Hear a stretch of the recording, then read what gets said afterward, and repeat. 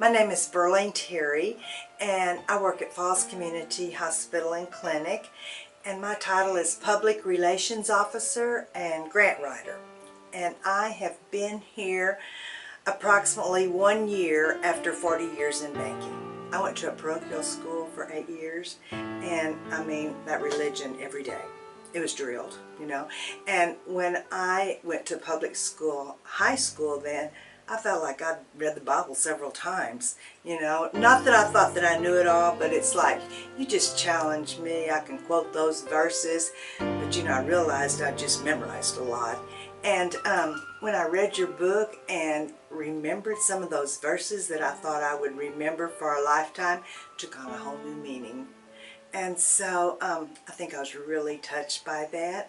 And you just ministered to me through everything that was in your book. I just felt like you have just been preaching to me for a few hours, and I was touched by all of it. I made myself read it in a few intervals. I didn't want to just sit down and read the book and like, oh, this is over. But it was hard to put it down because every time I'd turn a page, it was something else I felt like touched me. I'm pretty much a daily devotional person. Read devotions from my church, and you know, I think I'll just add this to it because it's just a great resource to make my days better.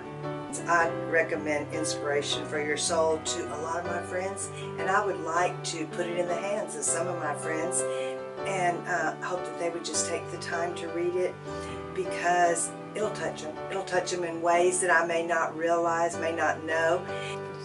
Reading this book, Inspiration for Your Soul, maybe in my terms, I want to say it was reader friendly.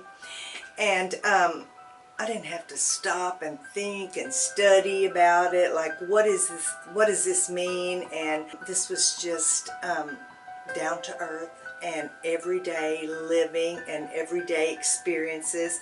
And my mother and dad aren't here to hear me talk about this, but they would be very pleased that I was touched by what you have written.